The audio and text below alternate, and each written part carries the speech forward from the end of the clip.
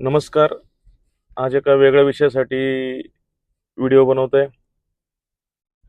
परवा मंगळवारी पुणे शहरामध्ये भारतीय जनता पक्षाच्या वतीने भव्य टू व्हीलर तिरंगा रॅलीचं आयोजन केलेलं आहे. खरं तर प्रत्येक भारतीयाला आपल्या तिरंगाचा अभिमान आहे. प्रत्येक पुणेकरांना आपल्या तिरंगाचा अभिमान आहे. आणि हर घर तिरंगा सुद्धा अभियान गेल्या अनेक वर्षांपासून केंद्र सरकारच्या माध्यमातून चालू आहे. मी दरवर्षी त्याच्यामध्ये सहभाग घेतो. हजारो तिरंगे माझ्या प्रभागातील जनतेला त्या ठिकाणी मी दरवर्षी वाटतो. त्या चांगल्या उपक्रमाचं स्वागत आहे. पण मधल्या काही वर्षांपासून भव्य टू व्हीलर तिरंगा रॅलीचं आयोजन होत आहे. मी त्याच्यामध्ये सहभागी होत होतो. पूर्वी मी भारतीय जनता पक्षाचा कार्यकर्ता होतो तेव्हा. पण मागील 5 वर्षामध्ये आपल्या सर्वांना माहिती आहे की पुणे शहराचे वाहतूक कोंडी कशा प्रकारे वाढत आहे.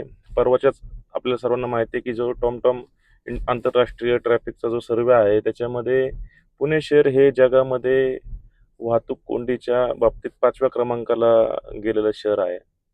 पुणे शहर एक IT हब आहे, सांस्कृतिक राजधानी आहे. एक राहण्यासाठी योग्य म्हणून पुणे शहराचा प्राधान्यक्रम आहे.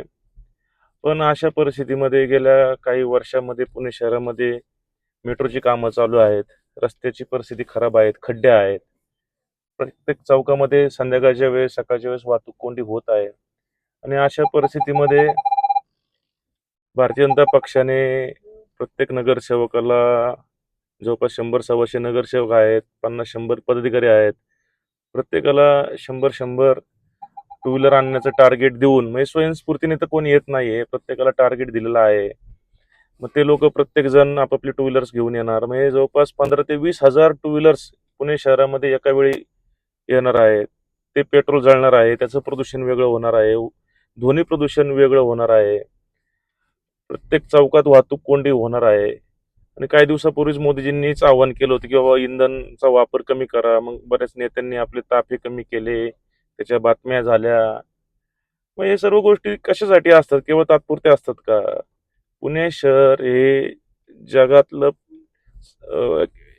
जगाच्या नकाशावरती असणारं शहर आहे. IT हब आहे. इथले आपण वाहतूक कोंडीचे प्रश्न दिवसेंदिवस वाढवत आहोत का सोडवत आहोत, हा प्रश्न प्रत्येक नेत्याने आत्मपरीक्षण करण्याचा आहे. मला असं वाटतंय की ही वाहतूक कोंडीचा प्रश्न या तिरंगा रॅलीच्या माध्यमातून मी काही याच्यावरती वाईट काहीच नाहीये. तिरंगा रॅली ऐवजी तुम्ही चांगले उपक्रम घ्या. वृक्ष लावणं, झाडे लावा, रक्तदानाचा उपक्रम घ्या, त्या ठिकाणी स्वच्छतेचा उपक्रम घ्या. या शहरातले वेगवेगळे ठिकाणी जे खड्डे पडले ते खड्डे बुजवण्याचा उपक्रम घ्या किंवा नागरिकांच्या वेगवेगळ्या समस्या सोडवण्याचा उपक्रम घ्या. पण जबरदस्तीने आपल्या कार्यकर्त्यांना, नगरसेवकांना टार्गेट देऊन 15,000 ते 20,000 गाड्या रस्त्यावरती आणून त्याचं पेट्रोल जाळून ध्वनी प्रदूषण करून, ही कुठली राष्ट्रभक्ती? जेणेकरून सर्व बाकीच्या पुणेकरांना त्रास होणार, कोणी हॉस्पिटलमध्ये जायचं त्याला त्रास होणार, महिला भगिनींना ध्वनी प्रदूषणाचा त्रास होणार. आणि यातनं साध्य काय होणार आहे? यातनं केवळ फक्त बाबा नेत्यांना वाटणार की बाबा आम्ही मोठी शक्ती, खालचा नेता वरच्या नेत्याला दाखवणार, नगरसेवक शहराध्यक्षाला दाखवणार, शहराध्यक्ष आमदाराला, खासदाराला दाखवणार, खासदार आमदार मुख्यमंत्र्यांना दाखवणार. पण तुमच्या या स्पर्धेमध्ये सर्वसामान्य पुणेकरांना तुम्ही भरडू नका.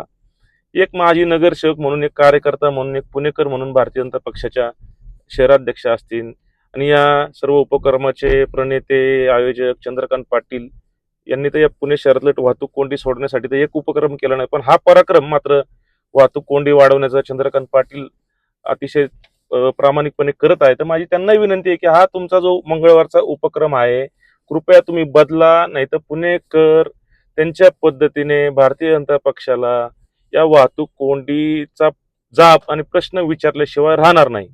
धन्यवाद.